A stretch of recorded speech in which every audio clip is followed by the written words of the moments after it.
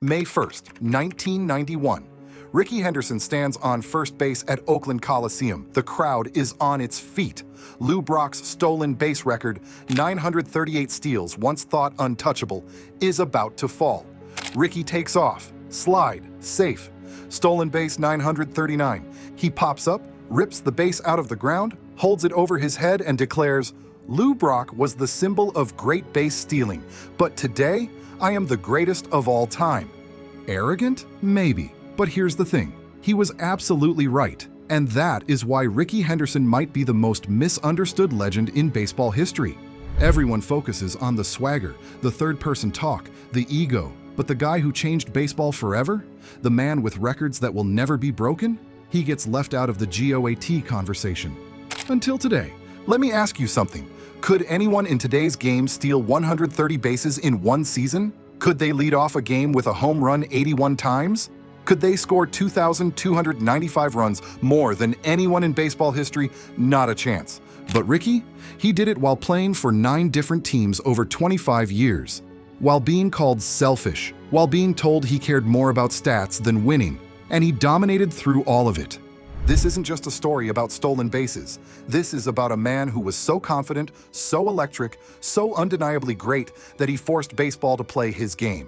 Stick around, because what I'm about to show you will change how you see baseball forever. But before we get to the legend, I need to tell you about the Christmas present that changed everything. December 25th, 1963, Oakland, California. 7-year-old Rickey Henderson unwraps a present from his mother Bobby, a pair of baseball spikes. Not just any spikes, real spikes, the kind the pros wore. His mother worked multiple jobs, cafeteria worker, nurse, doing whatever it took to raise 7 kids in a 2-bedroom house after Rickey's father left. And she spent her hard-earned money on baseball spikes for her youngest son. Rickey later said, "I slept in those spikes. I wore them to school. I was Rickey Henderson from that day forward." By high school, Rickey was a legend in football. Oakland Tech, running back. So good that USC and Arizona State recruited him. And Rickey, he was leaning toward football. Then his baseball coach sat him down and said, "Rickey, in football, you're one of many. In baseball, you could be the only one."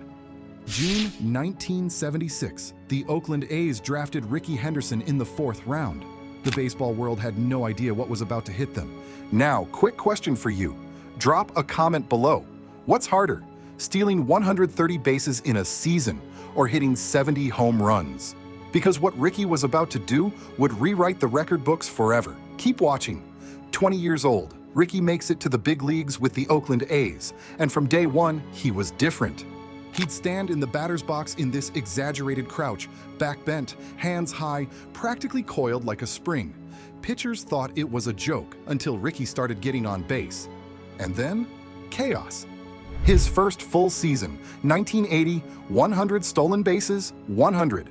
Nobody had stolen 100 bases since Maury Wills in 1962, and Rickey did it like it was easy. But here's what nobody understood.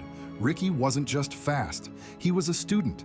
He studied pitchers, every move, every twitch, every tell. He could read a pickoff move better than catchers could. Billy Martin, his manager, told him, "Rickey, you're not just stealing bases. You're stealing the other team's soul." And he was right. Pitchers would get so paranoid with Rickey on base that they'd lose control. Rickey didn't just impact his at-bat.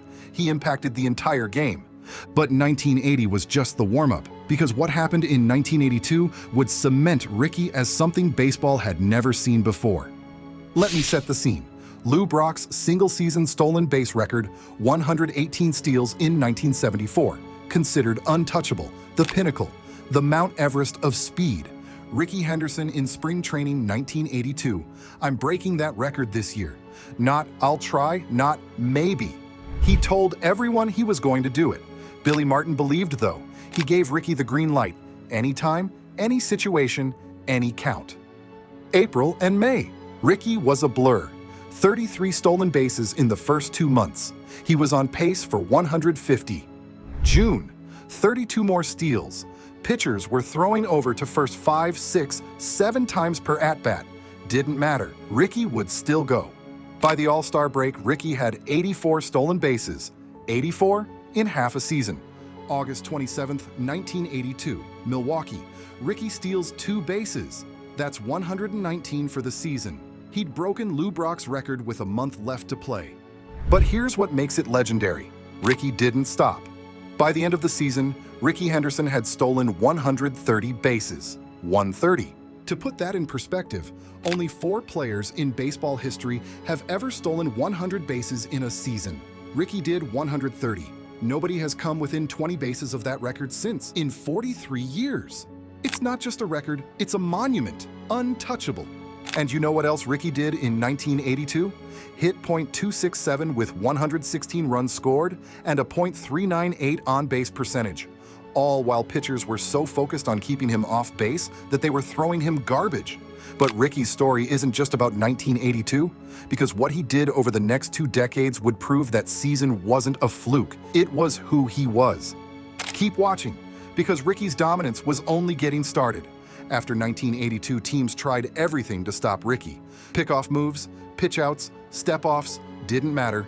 1983, 108 stolen bases, again. 1988, 93 stolen bases at age 29. 1989, Rickey wins a World Series with Oakland and steals 77 bases at age 30. Between 1980 and 1991, Rickey stole over 80 bases in 9 different seasons. Most players are lucky to steal 50 once, but Rickey wasn't just stealing bases. He was redefining what a leadoff hitter could be.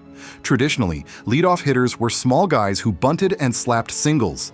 Rickey, he hit home runs from the leadoff spot. 81 career leadoff homers. Nobody else is even close. There's a story from 1993. Rickey hits a leadoff homer. As he's rounding the bases, he yells to the opposing dugout, "Rickey's the best! Rickey's gonna break all the records." The media killed him for it, called him selfish, arrogant. But his teammates loved it because Rickey backed it up every single time. Dennis Eckersley, Hall of Fame closer, said, "Rickey was the most feared player I ever faced. If he got on base, you knew you were in trouble." May 1991, Rickey breaks Lou Brock's career stolen base record, 939 steals. The ceremony stops the game. Lou Brock is there hugging Rickey, passing the torch. And Rickey's speech? Pure Rickey. "Today, I am the greatest of all time."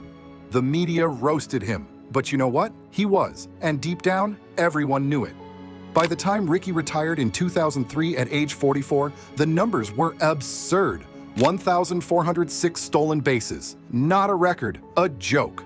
Nobody is within 500 steals of him. 2,295 runs scored, most in baseball history. More than Babe Ruth, more than Hank Aaron, more than anyone. 81 leadoff home runs. Next closest, 30 fewer. 401 career on-base percentage, 3,055 hits, 2 World Series rings, 1990 AL MVP, 10-time All-Star. But numbers don't capture Rickey Henderson. Here's what people don't talk about. Rickey played for 9 teams over 25 seasons. He was traded, released, told he was done. And every time Rickey came back and proved them wrong. 1998, Rickey is 39 years old. Oakland brings him back. He hits .347 with 66 stolen bases and makes the All-Star team. 2001, age 42. He steals 25 bases and scores 75 runs. Most players his age are retired. Rickey was still elite. Why did he keep playing so long? Because Rickey loved baseball. Not the fame, not the money, the game. He'd show up 6 hours before first pitch just to study film. At 40 years old, Rickey Henderson was still the first one at the park. And yes, Rickey talked about himself in third person. Yes, he framed his $1 million signing bonus check instead of cashing it. Yes, he once played an entire game not realizing he'd tied Lou Brock's record because he thought the record was 941, not 938. But that was Rickey, confident to the point of absurdity, but he backed it up every time. There's a story from his Hall of Fame induction in 2009. Rickey's giving his speech. And instead of just thanking everyone, Rickey looks at the crowd and says, "Rickey Henderson. Rickey Henderson. That's who I am. That's who I'll always be."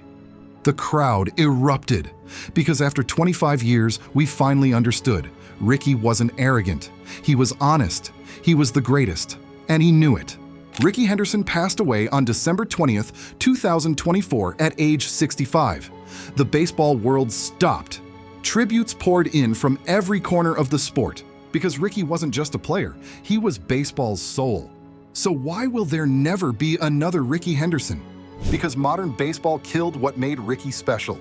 Today's game is about launch angle and exit velocity. Stolen bases are considered inefficient. Analytics say the risk outweighs the reward. In 2024, the league leader in stolen bases had 67. 67!